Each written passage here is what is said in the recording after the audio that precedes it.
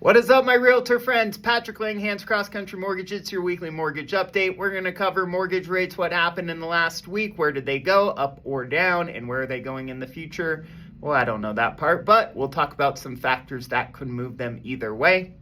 We'll talk about a loan program of the week. We're going to focus again on DSCR, which is an investor loan program.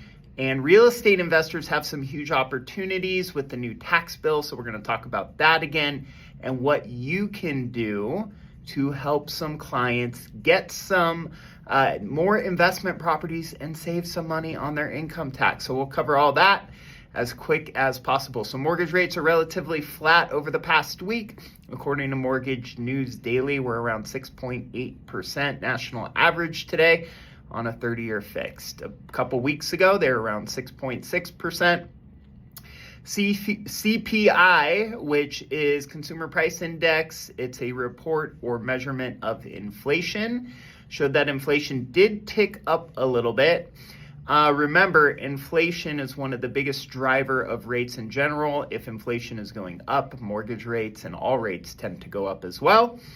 It also kind of keeps the Federal Reserve or gives the Federal Reserve some reserve about lowering rates, because one of their jobs is to keep inflation low, and they always strive to keep it around 2%. So if inflation is rising, typically we will see rates rise. Over the last 2 weeks, they are slightly higher. Now that CPI report did come in a little bit lower than expected. Lots of people thought it'd be a lot higher due to tariffs, but we haven't seen inflation tick up that much. And it actually came in lower than expected. So they were expecting it to go up, but it came in lower than expected.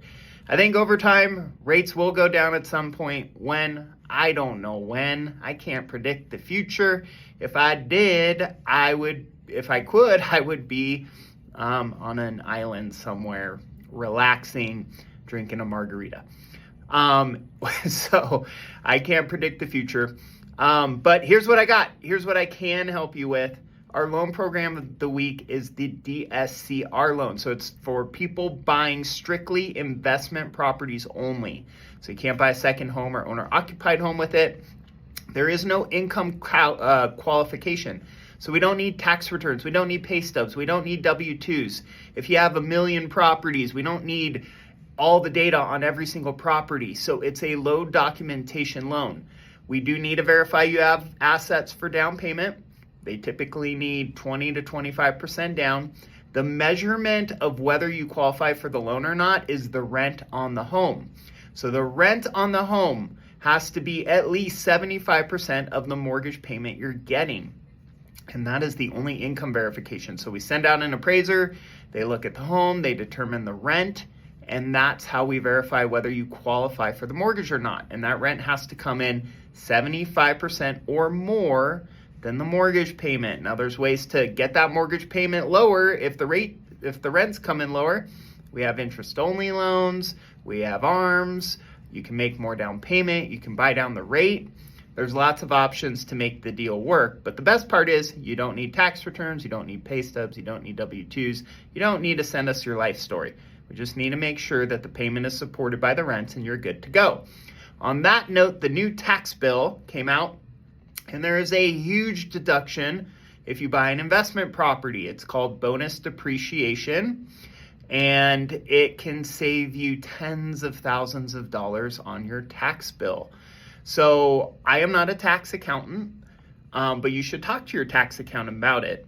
And if you're a real estate agent, you should text your clients who are real estate investors and ask them if they've heard of some of the tax savings with the new tax bill, because most of them will probably want to buy a investment property when they run the numbers and see how much they could save on their taxes if they buy a property this year.